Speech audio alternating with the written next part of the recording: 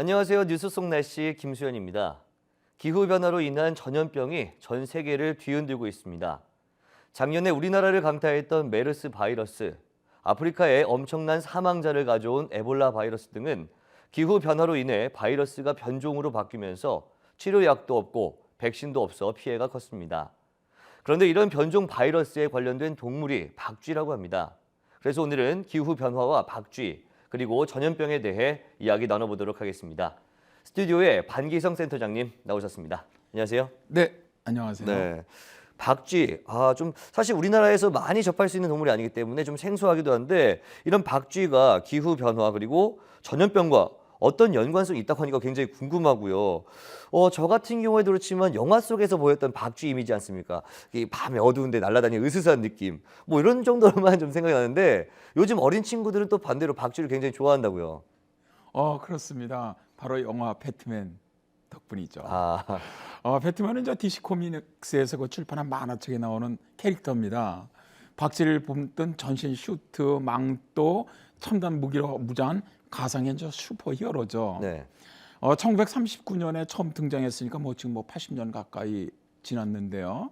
미국에서는 정말 엄청난 저 인기를 끌면서 예. 영화 배트맨이 만들어졌고 또 우리나라에서도 엄청난 인기를 사실 끌었거든요. 예. 근데 이제 영화 배트맨에서는 부유한 기업인이면서 바람둥이고 또 자선가인 브루스 웨인이 예. 주인공으로 나옵니다. 이 어린 시절에 부모가 살해당하는 장면을 목격했던 웨인은 육체적, 정신적으로 아주 성숙해졌고 또 이로 인해서 악에 맞서겠다는 신념을 가지게 되었고 그러면서 이제 박쥐 형상의 복장을 입고 범죄와 싸우는 정의의 사람이기도 합니다. 네. 이렇게 뭐 배트맨 덕분에 저희가 박쥐에 대한 어떤 이미지가 좀 좋은 쪽으로 되긴 했는데 한 가지 궁금한 게 박쥐가 기후변화 그리고 전염병 관계가 있다고 말씀하셨어요. 어떤 관계가 있는 거죠? 지구온난화로 인한 기온 상승은 1차적으로 사람들의 건강에 영향을 주고 있습니다. 예.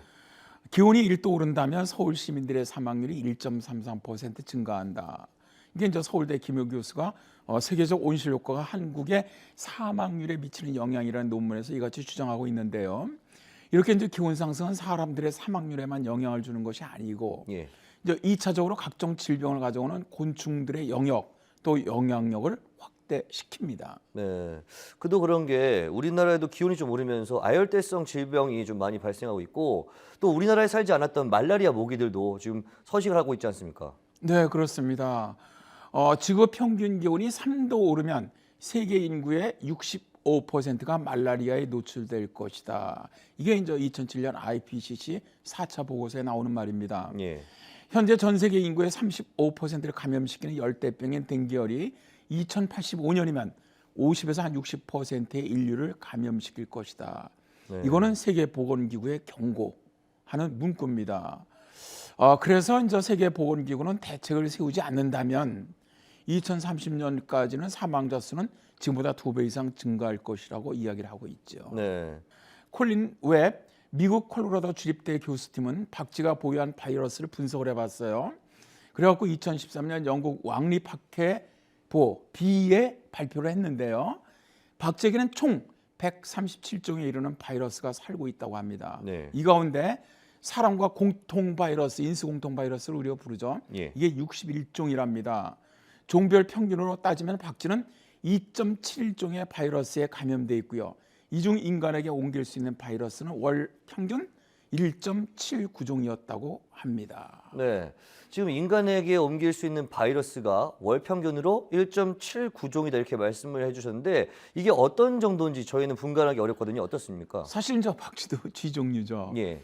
자, 우리가 중세 시대 보면 전 유럽 인구의 3분의 1을 죽였던 것이 바로 페스트입니다. 예. 근데 페스트가 바로 쥐로부터 쥐죠. 예. 감염된 것이거든요. 그런데 박쥐는 쥐보다도 더 많은 바이러스를 가지고 있습니다. 이제 예를 들어서 쥐를 포함한 설치류는 평균 2.48종의 바이러스를 갖고 있고요. 이 중에 1.48종만이 인수공통 바이러스입니다. 예. 그러니까 이제 박쥐가 1.79종이니까 오히려 인수공통 바이러스는 박쥐가 쥐보다 훨씬 더 많이 가지고 있다고 예. 보시면 됩니다. 2003년에 중국을 덮쳤던 사스는 관박쥐에서 유래를 했고요. 예. 아프리카를 강타했던 에볼라 바이러스는 과일박쥐가 옮겼습니다. 우리나라와 중동 지역, 우리나라는 작년에 그랬죠. 패닉 예. 상태로 빠뜨렸던 메르스 바이러스 같은 경우는 이집트 무덤 박쥐가 원흉이기도 합니다. 네, 지금 말씀을 듣고 보니까 정말 세계적으로 강타했던 무서웠던 어떤 질병들, 전염병들이 박쥐에게서 유래됐다 이렇게 볼 수 있는 것 같은데 이렇게 박쥐가 바이러스의 온상이 된 이유는 뭘까요? 박쥐는 이제 동굴이나 폐광 등을 이제 보금자리로 삼아서 한 장소에 아주 엄청난 개체가 모여 있지 않습니까? 이 때문에 한 마리만 바이러스에 감염되더라도 무리 전체가 다 바이러스에 바로 감염되기가 쉽고요. 예. 또 박쥐는 바이러스에 감염돼도 병을 앓거나 죽는 경우가 거의 없습니다. 박쥐가 바이러스를 가진 채 생존할 수 있는 아주 좋은 보균자라는 그런 뜻인데요. 예. 일부 박쥐들에게서 사스 바이러스와 에볼라 바이러스에 대항하는 항체가 발견되기도 했고요. 또 세포 안에서 바이러스의 증식을 막는 특별한 시스템도 박쥐가 갖고 있다래요. 예. 또 박쥐의 비행 능력도 어떻게 보면 이 바이러스와의 공존을 돕는 비결이기도 한데요. 포유류 중에서 유일하게 공중을 나는 게 박쥐거든요. 예. 근데 이제 박쥐가 이 공중을 날기 위해서는 필요한 에너지가 많이 듭니다. 그러다 보니까 체내 대사가 아주 매우 빠른 속도로 일어나는데 이 때문에 비행할 때 체온은 38도에서 한 41도 예. 정도까지 올라갑니다. 근데 이렇게 높은 체온은 박쥐의 면역력을 강화하는 데 아주 도움이 된다 그래요. 그러니까 박쥐 스스로는 자기들은 병에 걸리지 않으면서 예. 인간에게는 아주 치명적인 전염병을 옮긴다는 것이죠. 그런데 이제 놀라운 것은 이 기후 변화가 바로 이 박쥐들의 서식지를 바꾸면서 인간에게 더 많은 전염병을 가져온다는 것이 문제죠. 예. 한 가지 예를 들어보면 1990년대 후반에 그 싱가포르하고 말레이시아에서 이제 니파 바이러스가 창궐했던 적이 있었습니다. 예. 이 원인을 분석을 해봤어요. 그랬더니 박쥐 서식지가 파괴됐다는 것이 가장 큰 이유였다. 그러니까 원래 숲에서 과일을 먹고 살던 박쥐가 기후 변화로 인해서 이제 이 서식지를 잃게 되었거든요. 예.